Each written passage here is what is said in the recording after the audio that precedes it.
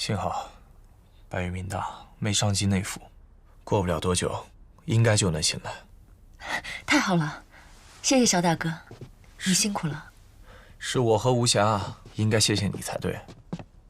若不是你和白玉，我和无暇恐怕早就没命了。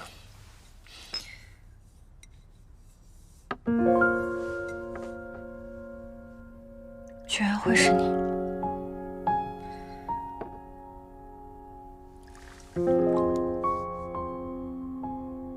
对了，萧大哥，到底当年的真相是怎样的？这7年前，有人去找江大哥，去做治疗暗肥的药物，可是求药之人心切，想以活人试药，江大哥不同意，这人便对江大哥痛下杀手。后来，我就带着昏倒的江白玉逃进了一间破庙之中。求药之人是何人？手段如此凶残。这人许是为自己，许是为他人求药，可能是近些年来眼药无果，知道我是江爵身边的药师，医术不错，便想抓我回去替他们制药。那这个解药很难制成吗？很难。不过若以活人制药，说不定还有希望。可作为医者，这绝对不行。不过近些日来，我的研究已有些成果，只是还没弄清楚这药的副作用到底为何。或许假以时日，不以活人试药，一样可以制出解药。所以哥哥是因为那些无辜的人才用自己试药的。这换作是你，你也会这么做的。这没什么。不过倒是白玉，这些年来真是苦了他了。他为了追查凶手，白天伪装纨绔掩人耳目，到了晚上，他又要变身沈清里追查线索，真的很不容易。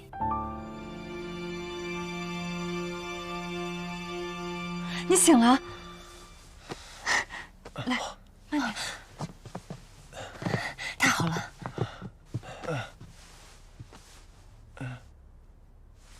你是谁啊？江白玉，你怎么了？我是水无暇呀。我是哲之，他是萧大哥。我不认识你们，而且为什么会在这儿啊？发生了什么？那你知道你是谁吗？我是江府的大公子江白玉。那你身边有哪些人呢？我身边有奶奶、叔父，还有弟弟，还有府上的家丁，还有侍女们。那你还记得沈清里吗？就是你化身成沈清里探案，不小心被砸晕，被我们带到这里来了，不记得了？你怎么了，江白玉？白玉，怎么回事？白玉啊，没事吧？江白玉，白玉，我。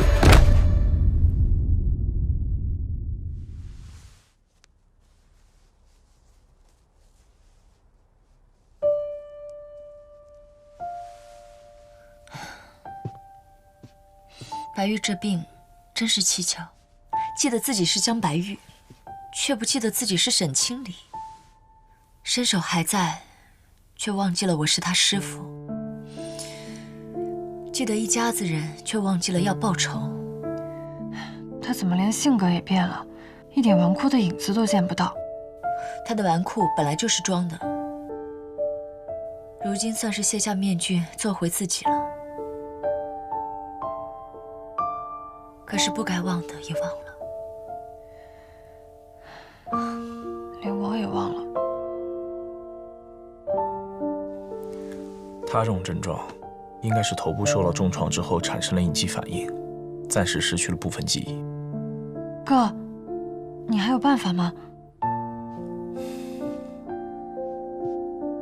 这种症状暂时没有什么特效药，只能靠日常的引导和自我缓解。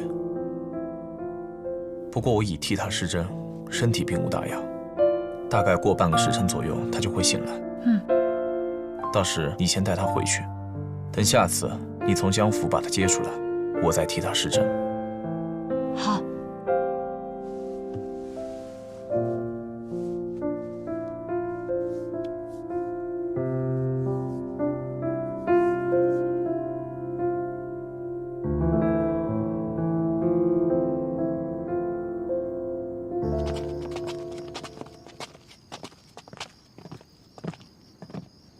大少爷，水姑娘。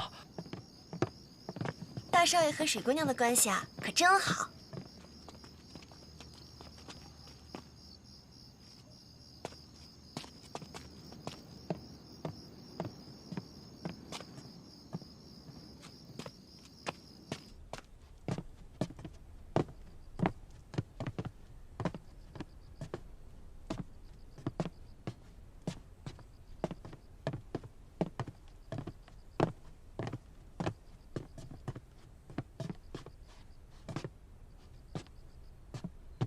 姑娘，这真的是我的房间？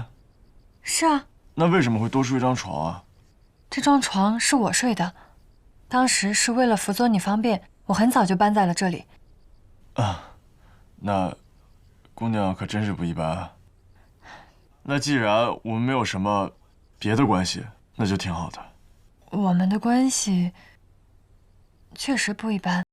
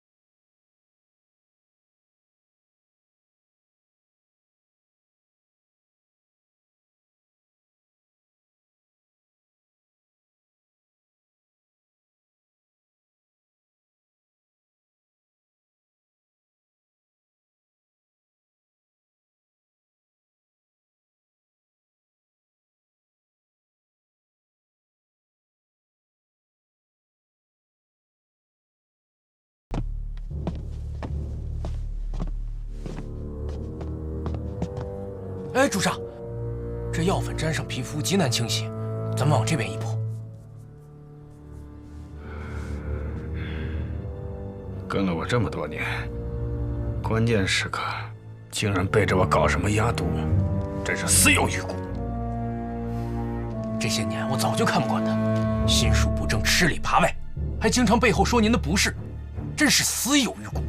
主上，小的孙贵对您是100个忠诚，您大可以放心。之前没怎么注意你啊，现在最可靠的人却是你。好好干啊！等药制成了，也送你一个万马堂。是，小的一定尽力。是，这当下该如何处理？你找人去报案，就说马如龙制毒意外炸死，把之前的爆炸案一并算到他头上，把这里收拾得像一点，这样官府就可以结案了。主上英明。还有一事，这萧开真失踪，十有八九是沈经理干的，咱们要不要找找？没有时间了，顾不了他们了，静观其变吧。我刚才找到了这个，应该是萧开真落下的。他跟毛龙说，此方基本可以对抗安飞。您的意思是，咱们成功了？据他说，此方只是个粗制，很可能引起副作用和并发症啊。这段时间，马如龙借您的名义贩卖鸦毒，颇有些瘾君子在他手下。小的以为，这些人可以为我们所用。我只要安非解药，其他的我不管。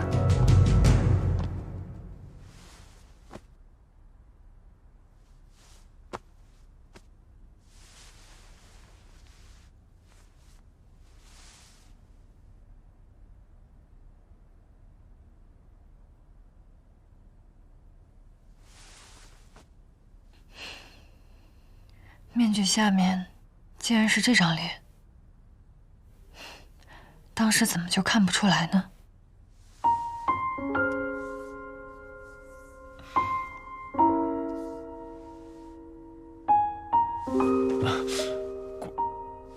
姑娘，你这是干什么？我来唤大少爷起床。那个以后就不劳烦姑娘叫我起床了。我准备更衣了。哦，无暇，大少爷。德龙怎么来了？德龙？德龙是谁啊？哎，那位就是齐姑娘吗？她是小少爷的侍女齐德龙，是我的同门师姐。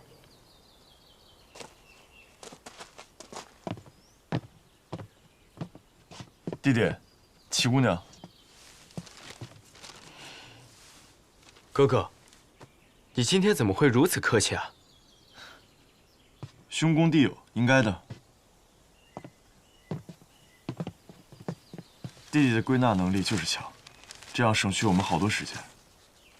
哥，这是侯教习给我们送来的复习资料，我只是顺便做了一个备注而已。哥哥能有今天的变化，当然要多谢水姑娘了。你们没有注意到这个吗？马如龙死了。他是怎么死的？这个马如龙在流芳路上逃跑之后，便一个人找了个地方继续研制五代粉。这个药品显然意外爆炸了。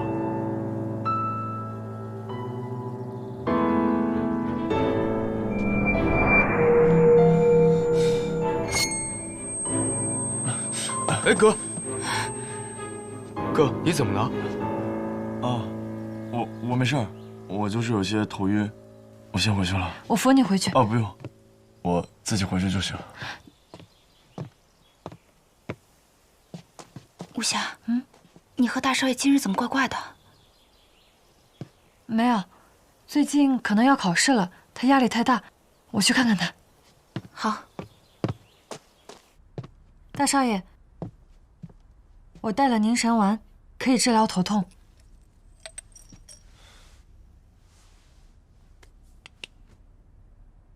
好苦啊！这个是你最爱吃的榴莲糖。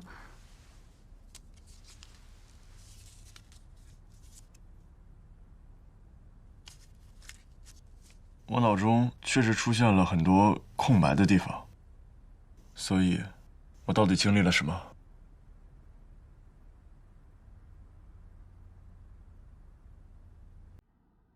父亲，你是说这么多年，我一直在找自己的杀父仇人？可能会比这个更复杂一点。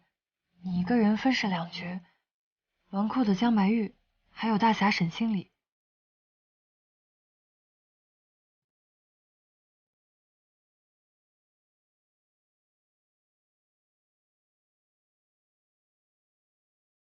完全没印象。没事儿，你现在需要对症治疗。不过，我觉得此事还是先不要声张了。奶奶要是知道了，肯定会很担心的。我哥哥的医术不亚于江府的医师，到时候他肯定会想到好办法来治疗你。还是水姑娘想的周到，那就有劳水姑娘。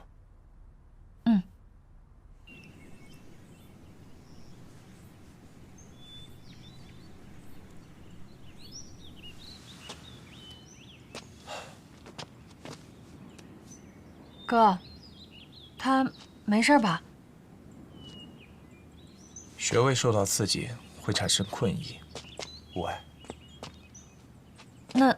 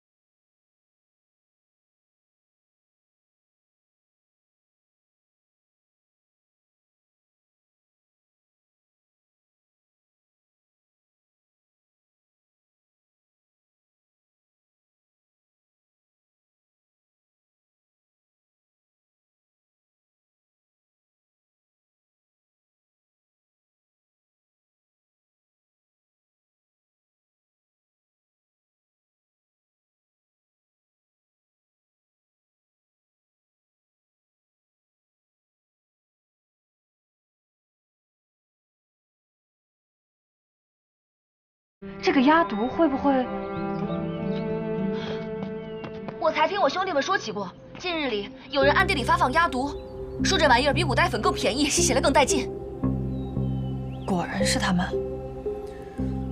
是，利用免费品尝作为噱头，吸引城中的瘾君子，是他们的手段。我还听说那帮人会在南城的巷子里发药。你抓紧派人盯着，看好发药时间，有了消息立马通知我。嗯。你醒了。感觉头好晕啊。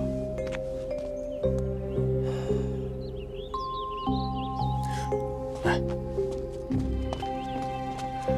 这头晕啊，说明失真起了效果。记住，如果能给予他适当的刺激，说不定能想起些什么。适当的刺激。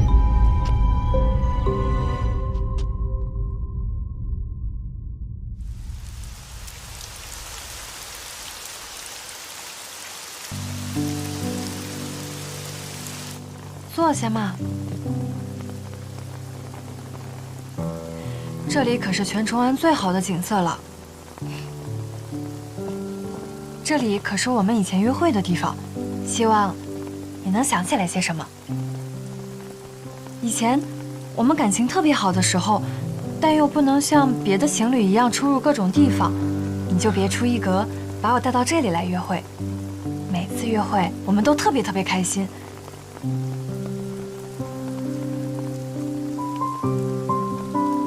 还有这个，特别好吃，你尝尝。拿着嘛。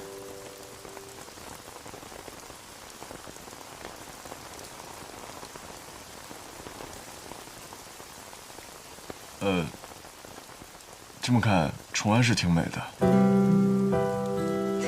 那当然了。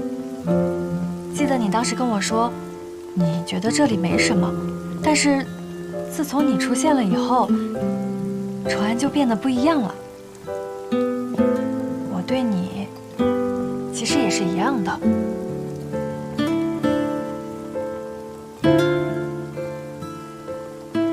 那你还记不记得那个地方，黄灯坊，我们两个第一次遇见的地方？还有这个不输毒馆，我以前就是在那里为你疗伤的。还有这条街，我们两个当时当大侠，行侠仗义，帮的那些穷人。水姑娘，你别再说了，我现在真的什么都想不起来。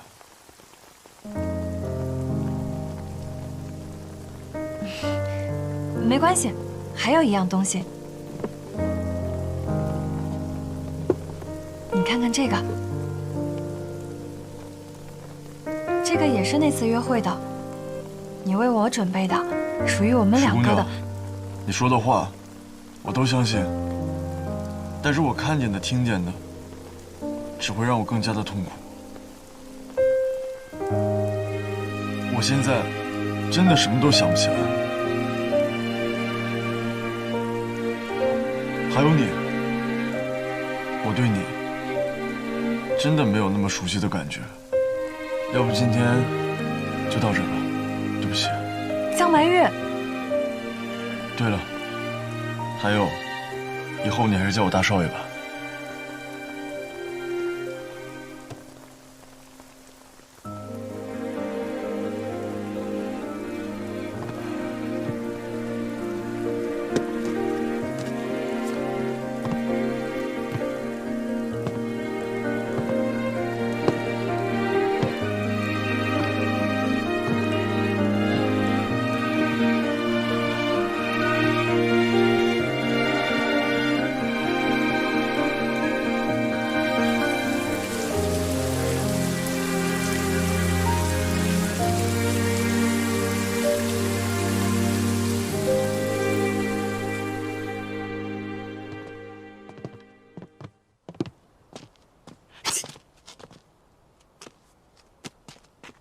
我听说水姑娘昨天夜里回来的很晚，定是着凉了。这个手帕你拿着吧。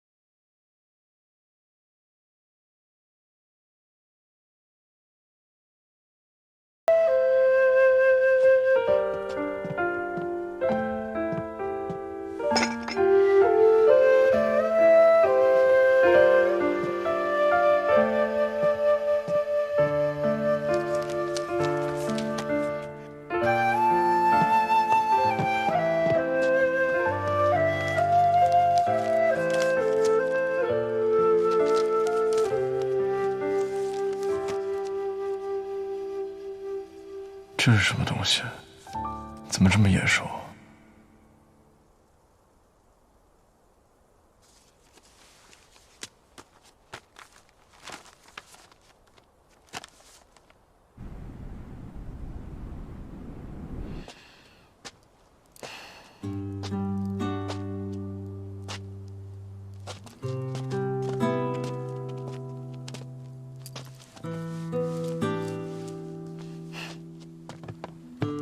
大少爷，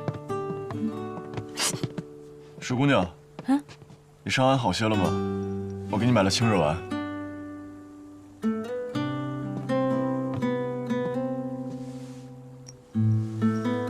谢谢大少爷。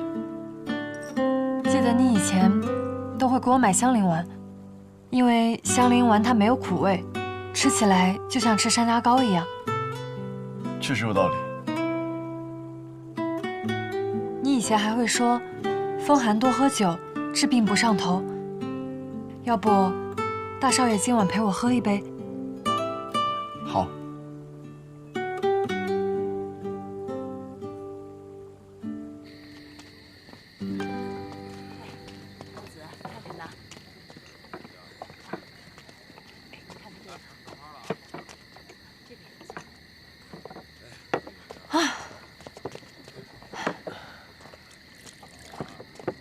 来，石姑娘，你这也太猛了吧！你以前也经常喝酒？是你经常喝。在这儿？华灯坊，那个地方以前是你另外一个家呢。这华灯坊我知道，有歌有舞，都是高雅艺术，陶冶情操。那是，我们大少爷斗蛐蛐儿，在毒房里面大展身手，那也是陶冶情操呀。我以前这么不靠谱，你怎么可能会喜欢上我？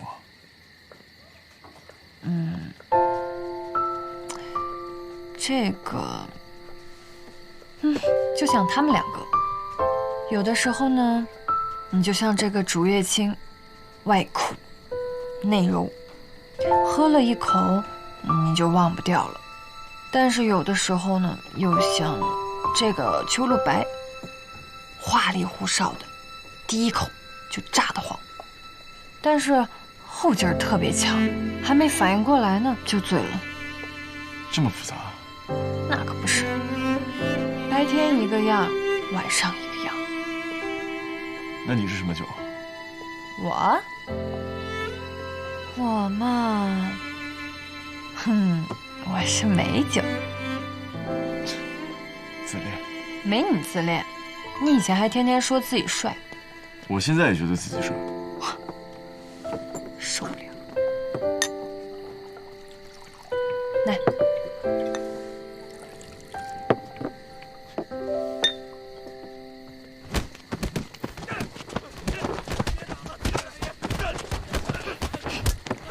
带你过一把侠客瘾啊！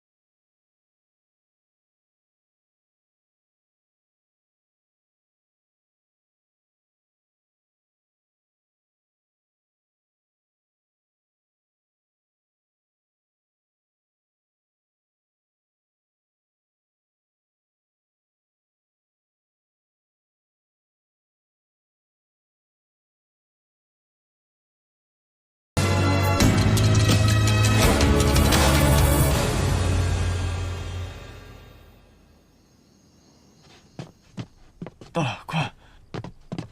这是什么地方呀？来，家呀，什么地方？哎呀，我口渴，我想再喝一杯。一会儿我给你倒水。我不喝水。来，这酒劲儿真足。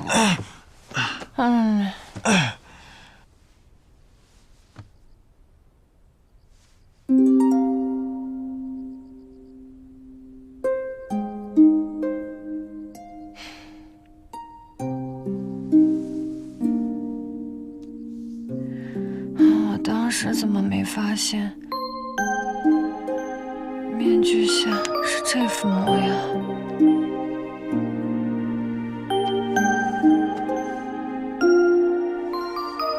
来，头。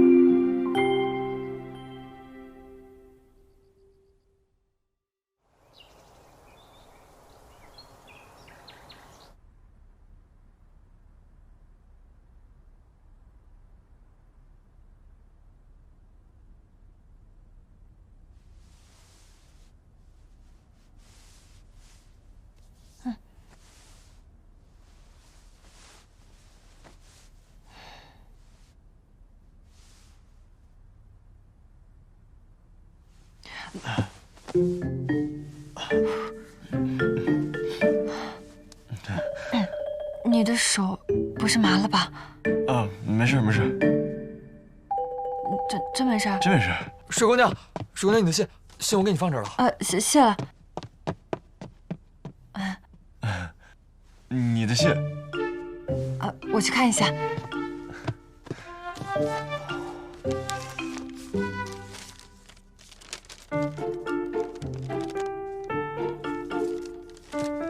大少爷，我去趟八喜那儿。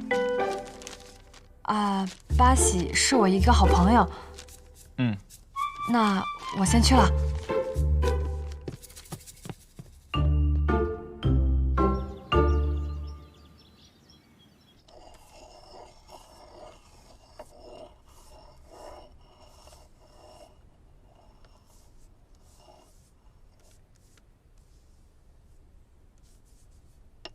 小少爷，要不然让我帮你代写吧。我这是给折枝姑娘写的信，如果不是我亲自写的话，怎么能表示我的真情实意呢？对了，齐姑娘，请问什么是大白话？我也不知道。是这样的，折枝跟我说了，以后跟她写信都不能使用成语，她说她看不懂。可是我实在不知道什么是大白话，什么是俚语。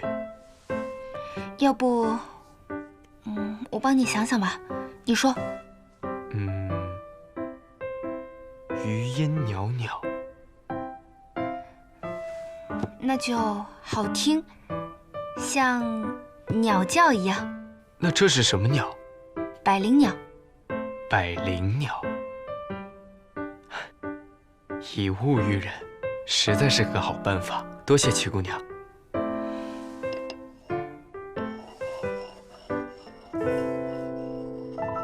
这舞姿曼妙，如同孔雀开屏。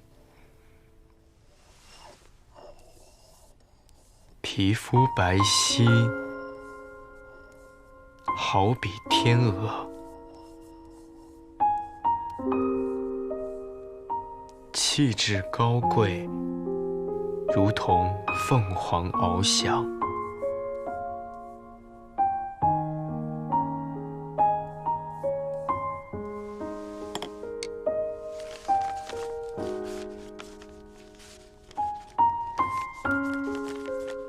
小少爷，你该不会还让外面的小厮来送信吧？父亲不让我出门，所以只能选择这个办法了。要不你来让我送这封传情锦书吧。我想要当你和折枝姐的搭桥喜鹊。那就先多谢齐姑娘了，但齐姑娘要记得，一定要亲手交给折枝姐，对不对？辛苦了。放心吧，小少爷，交给我。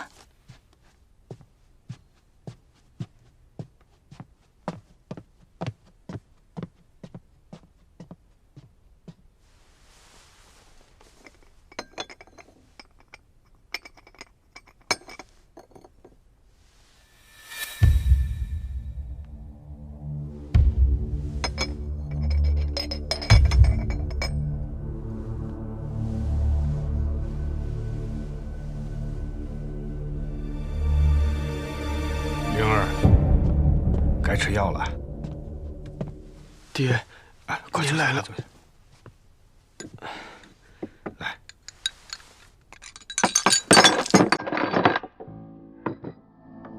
啊，没事啊，对不起啊，没事，浪费药了。没事，爹一会儿再给你煎一副啊。爹，为什么我感觉我自己的双手双脚酸软无力啊？哎，没事，你大病初愈，手脚无力并不奇怪啊。可是这并非风寒的症状，我都感觉我的手脚不再是我自己的了。灵儿，不要多想啊。你现在就是要安心休息啊。爹再去给你煎一副药，别乱想啊。谢谢爹。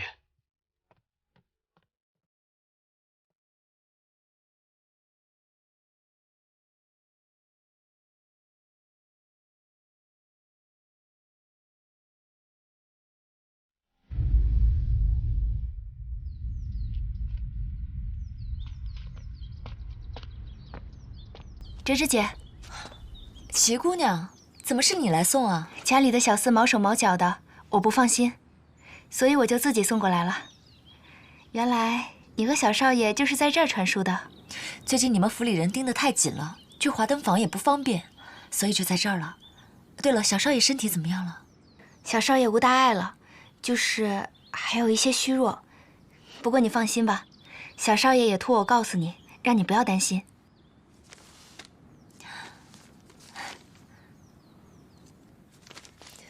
这是我给小少爷的啊。对了，你跟云城怎么样了？我们还能怎么样？其实你对云城那些心思啊，我都懂。可是感情就像做饭呀，刚出锅的热饭你不吃，早晚会凉的。而且云城现在心里的火灭了，这碗饭自然就凉了。我知道了。不过这碗饭也不是不能重新燃起来啊。云城心里的火灭了，只要你赶紧添把火就可以了呀。可是我们已经是凉的隔夜饭了，还怎么让它热起来呢？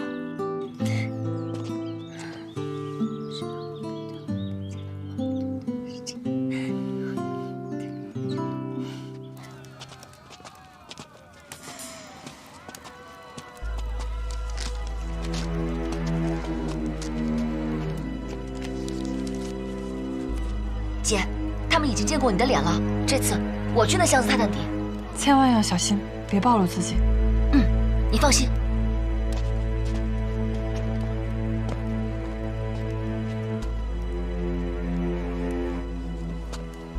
老板，哎，姑娘，喝茶。老板，哎，听说你们南城有人发放能让人成仙的玩意儿，是真的吗？姑娘，我看你眉清目秀的，怎么也对那东西上瘾啊？您误会了，我只是好奇，想向您打听一下。哦，是这么回事啊？我也不太清楚。哎，不过这帮缺德玩意儿，干的都是断子绝孙的买卖。呸！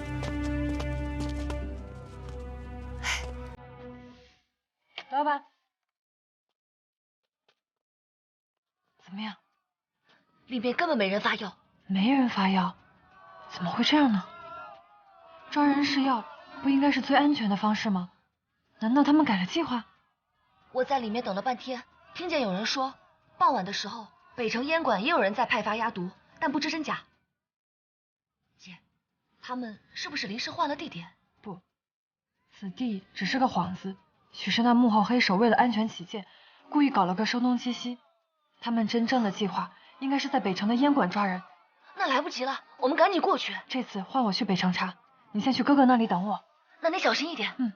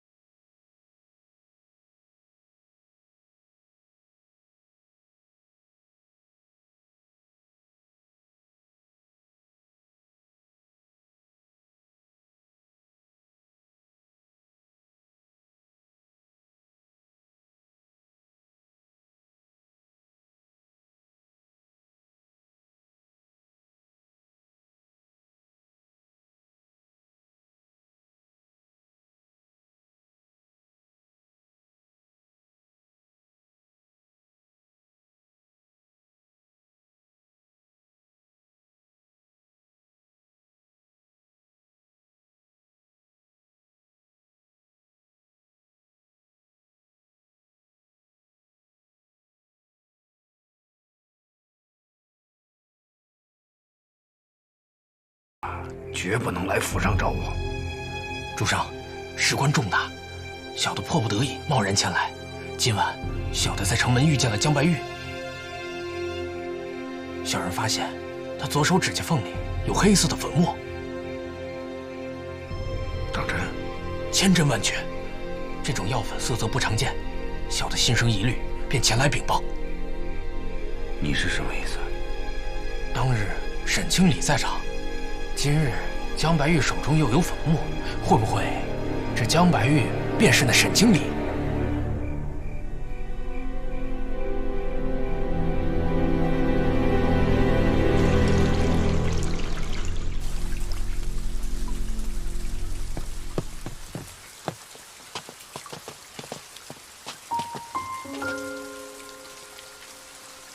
大少爷，走吧。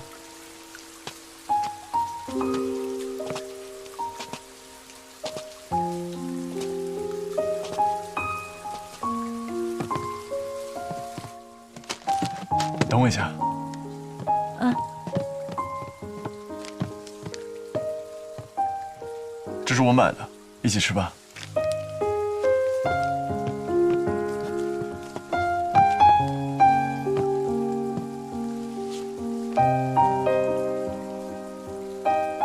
这个煎饼之前还是你带我去吃的呢。真的吗？嗯。我说这个味道怎么这么熟悉呢？你以前就是这样，看到什么好玩的，吃到什么好吃的，都会想着回来带给我。那我以前对你这么好？嗯。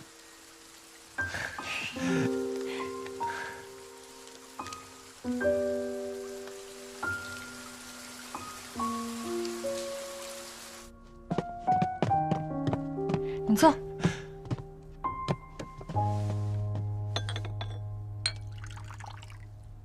大少爷，请喝茶。你以前每回都会回来给我倒茶喝的，倒完茶之后呢，你还会问我，水哥累不累？水哥渴不渴？你还记不记得？那你再看，这个屋里是否所有的窗户都是关着的？那个开着的。其他窗户关上是因为我怕月亮，别人开了还会说他们。但是那个窗户为什么开着的原因是呢？第一次见面的时候啊，我就把你挂在了那个外面的蔷薇藤上面。啊？为什么？因为我对你好啊。你这是对我好吗？特别好。等我一下。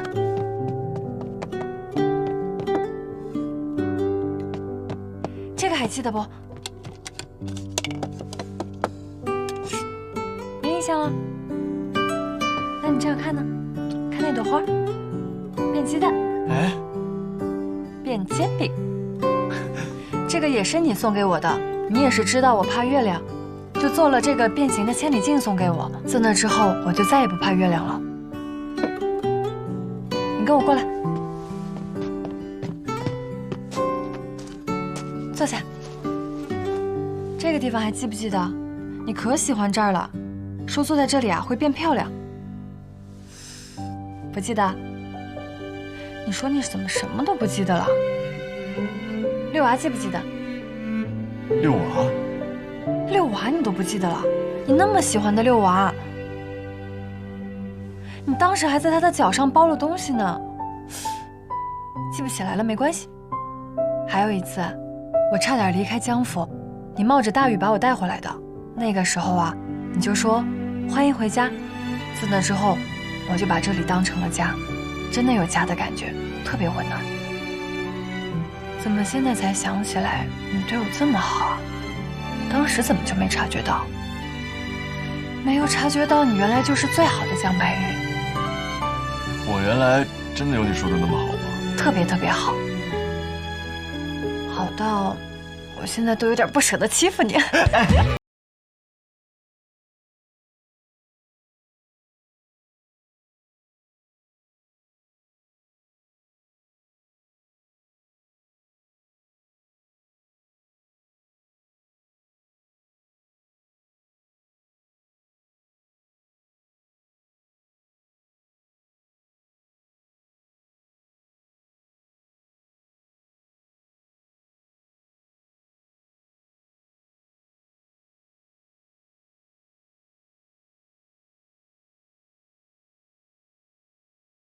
时候不早了，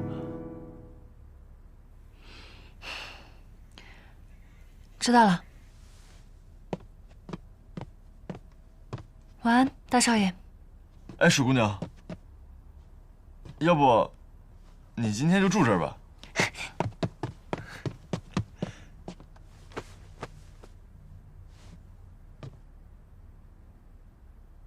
六娃，